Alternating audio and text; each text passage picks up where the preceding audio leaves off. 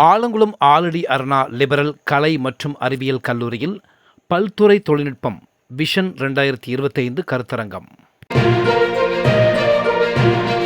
தென்காசி மாவட்டம் ஆலங்குளம் ஆலடி அருணா லிபரல் கலை மற்றும் அறிவியல் கல்லூரியில் நெல்லை மனோன்மணியம் சுந்தரனார் பல்கலைக்கழகத்துடன் இணைந்த கல்லூரிகளுக்கு இடையிலான பல்துறை தொழில்நுட்பம் விஷன் 2025 என்ற கருத்தரங்கம் நடைபெற்றது.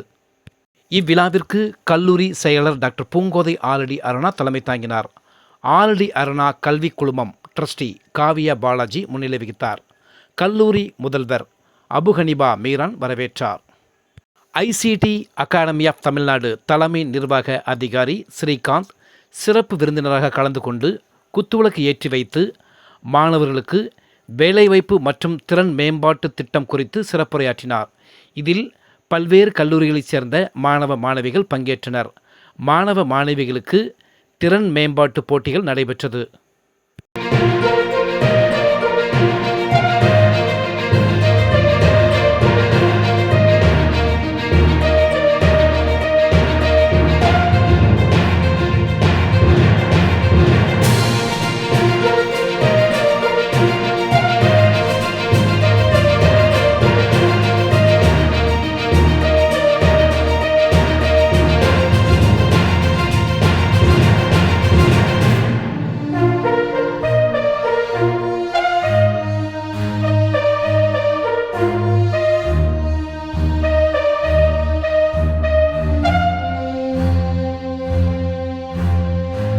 இதைத் தொடர்ந்து கல்லூரி வளாகத்தில் மாலையில் பரிசளிப்பு விழா நடைபெற்றது.